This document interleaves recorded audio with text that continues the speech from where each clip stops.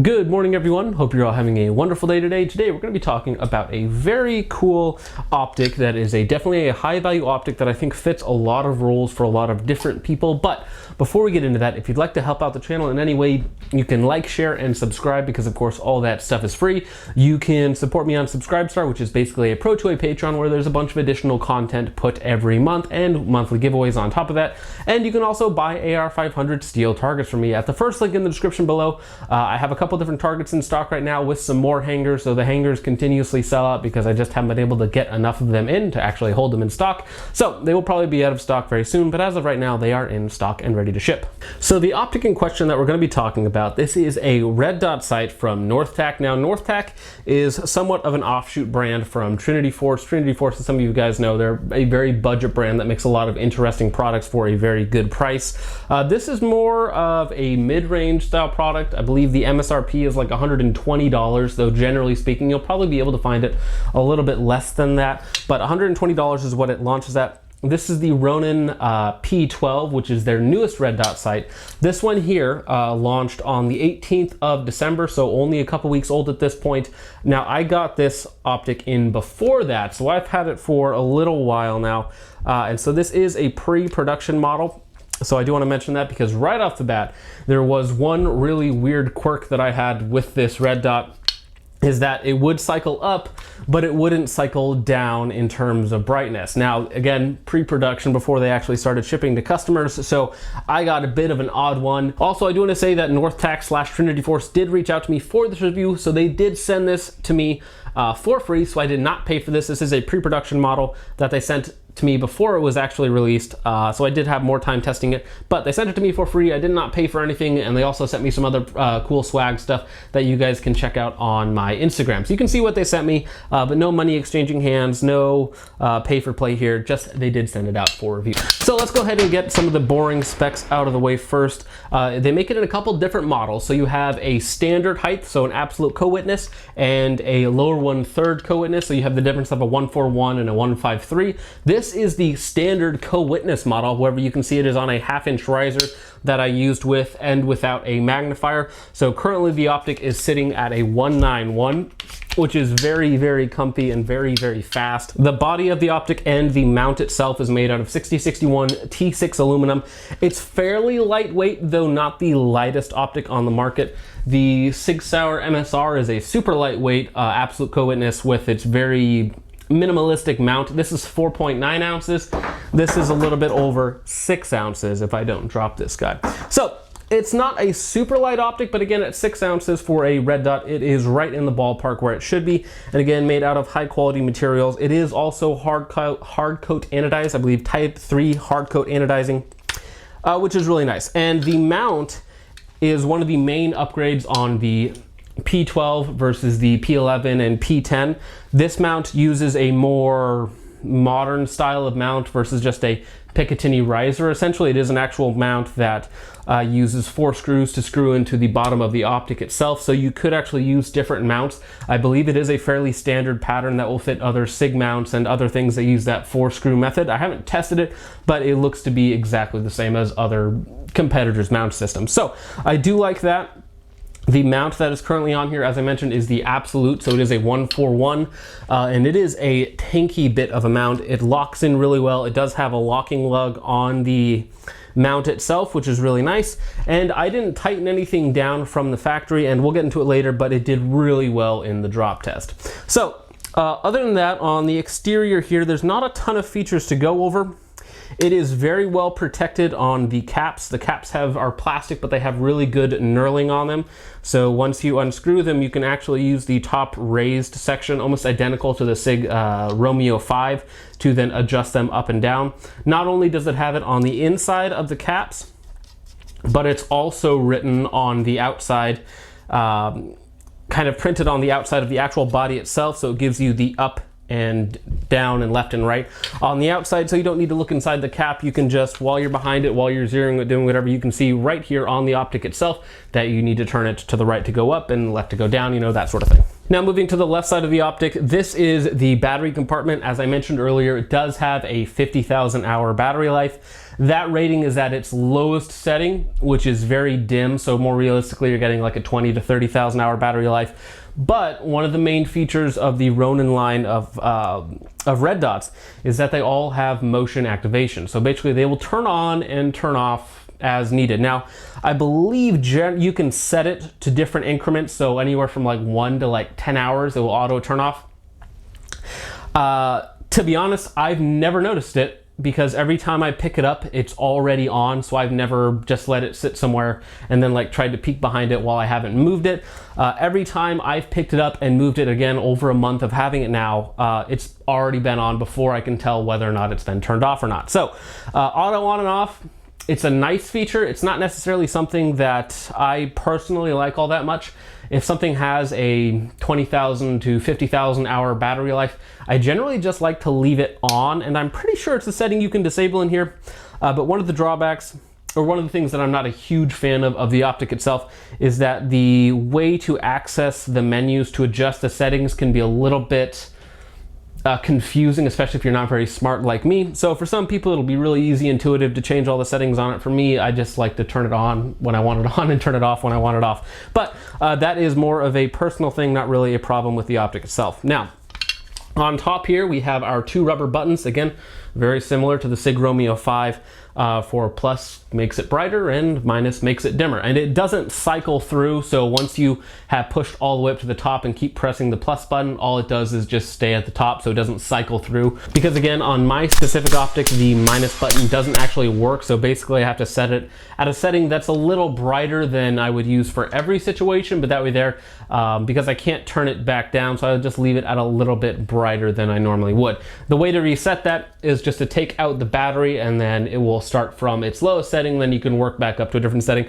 A minor inconvenience at best, but again, I just set it at a higher setting and then just leave it. So that about does it for the external parts of the Optic itself. Again, there's a lot of material here, a lot of aluminum. It's built like a tank, very SIG Romeo 5-ish, and I'm pretty sure that was kind of the benchmark they were going for.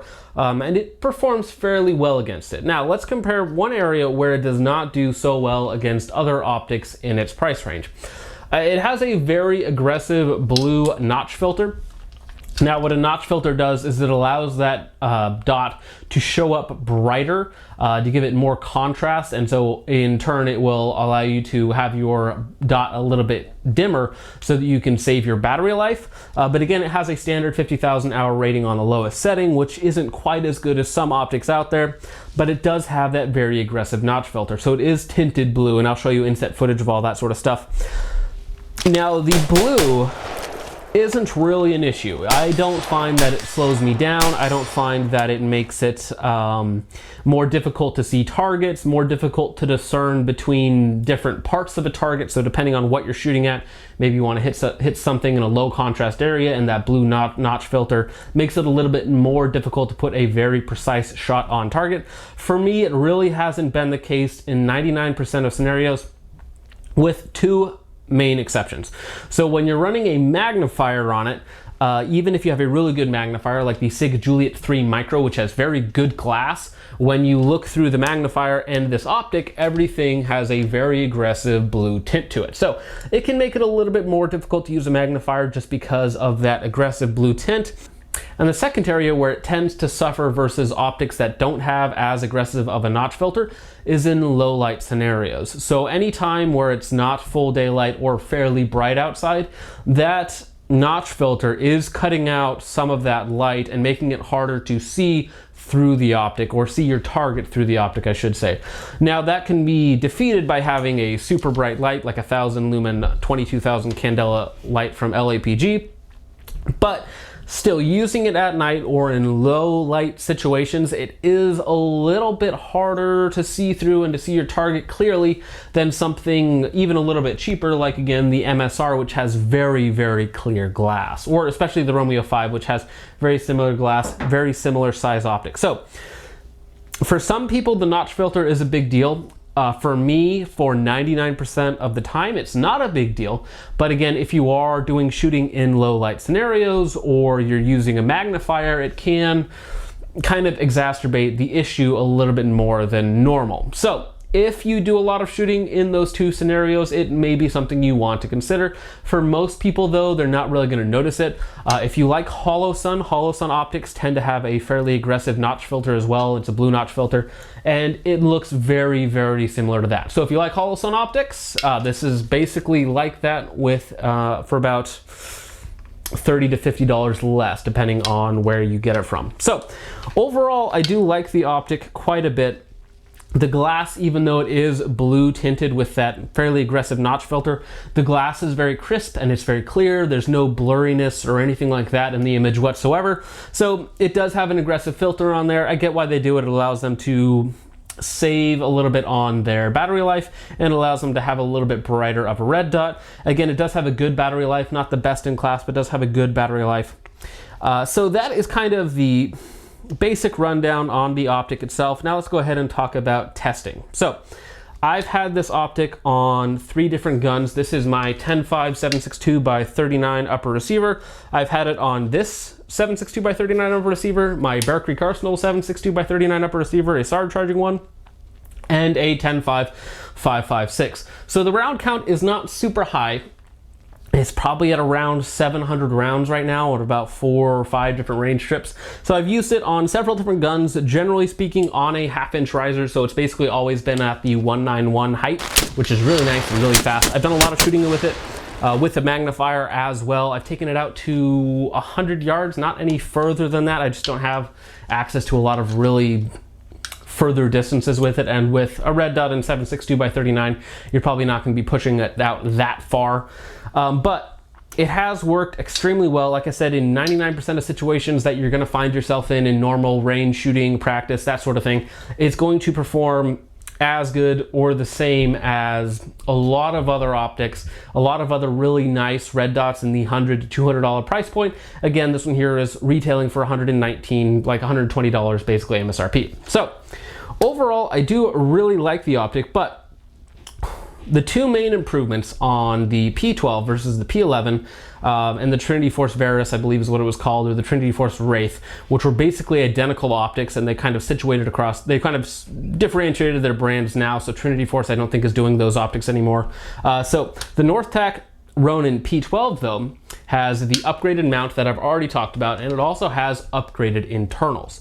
So basically, on the Trinity Force Wraith, which I have a video on my channel, when I did the double drop test on it, which I do on all of my optics, I got a large shift in 0, and that optic eventually died on me. Now, Trinity Force and Northtac both have a lifetime warranty for, again, $120. You do have a lifetime warranty, so if it does break on you, you're still going to be able to get it fixed, still be going to be able to get a new one and get that whole thing sorted out. But with the upgraded internals on the Northtac Ronin P12, after the double drop test, not only did it pass with flying colors, but it also had, as far as I could tell, 0 shift in its 0, no pun intended. So it basically had no shift from 2 shoulder height impacts, 1 directly on the optic itself and 1 on the side. That to me is very, very good. That means that you can take this, treat it very, very roughly, toss it around, and you're not going to lose your 0, and it's still going to be on target, which is it is necessary in a lot of situations, especially if you're planning on using it for home defense or anything else like that. It is a very good optic. The only downside, or really the only differentiating thing from it and a lot of other optics on the market right now for, again, that $100 to $150 price point, is that aggressive blue notch filter. And if you're somebody who doesn't mind the blue tint and it works really well for you, maybe it helps with your astigmatism or something like that, then you might really like it with that notch filter.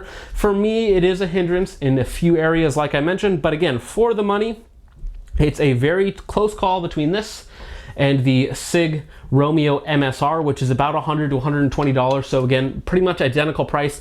The little bit different options with this, the MSR, you only get a 141 mount. With the Ronin P12, you can get a 153 mount or a lower 1/3 mount, whatever you want to call it. This one did do a little better in the drop test. It did hold 0 a little bit better. It does have a bigger window. It is a 20 MOA window, or not 20 MOA, 20 millimeter window, whereas this one here is, I think, a little bit smaller than that. So it has a little bit more of a tight tube design. Also has motion activation, where this one here does not. Where this one here really excels in is it has really, really good glass. So it's good in low light, it's good with use for a magnifier. It does basically, it's just always on until you eventually turn it off. And it only has a 20,000 hour battery life at a medium setting. So in terms of battery life, they're probably actually fairly similar, though, you know, different designs and stuff like that. So at the end of the day, do I think that the Northtac Ronin P12 is worth your money and worth recommending? Well, I would say yes, it is perfectly situated within the market, again, right at $120 MSRP, where a lot of other optics are MSRP is like $150 to $170, but you can find them a little bit cheaper most of the time. So it is a little bit cheaper than a lot of the more name brand flagship models in that price range, and it's about $30 cheaper. The main differentiating factor for me is the blue notch filter. So for me, if I was looking at buying one for $120, I would probably spend a little bit more money on the SIG Romeo 5, because it again has about the same features but with better glass. So I'd probably spend 10 to 20 bucks more on a Romeo 5. But for you, if you like the fact that it has, again, motion activation, 50,000 hours of battery life, and again, combined with that motion activation, you're probably gonna get even longer battery life than that. I never had an issue with the motion activation. I never even noticed that it was on, because it's very fast and it's been very, very effective. Mine has that one weird quirk, but mine is a pre-production model that they sent out, so I really can't complain about that too much, and it's the first time that they've heard about that. So this one will actually be going back to their engineering, hopefully, so that they can figure out what happened to mine specifically and then make sure that that doesn't happen to other people. They do have a lifetime warranty, but again, most of the other red dots in the market for this price point have a lifetime warranty. Other than that, I mean, it's pretty standard. Like I said, it fits perfectly in the market, so it's not like a exceptional value, it's not a terrible value, it's just right where it needs to be. So again, if that sort of thing excites you, if you have a use case for it, I would absolutely recommend it. I wouldn't recommend upgrading to this from like a Romeo 5, SIG MSR, Holosun 403, or any of those optics, because it really is more of a side grade versus more than anything else. But if you are in the market for a new red dot, these do have a lot of features at, again, a really good price point of around $100, $120. So that's about it for the video, guys. Hope you all enjoyed. Thank you all so much for watching. Again, if you want to help out the channel in any way, you can like, share, and subscribe. Check out my subscribe star or buy steel plates to shoot at. Again, that's about it for the video, guys. Thank you once again for watching, and I will see you guys in the next one. Peace off.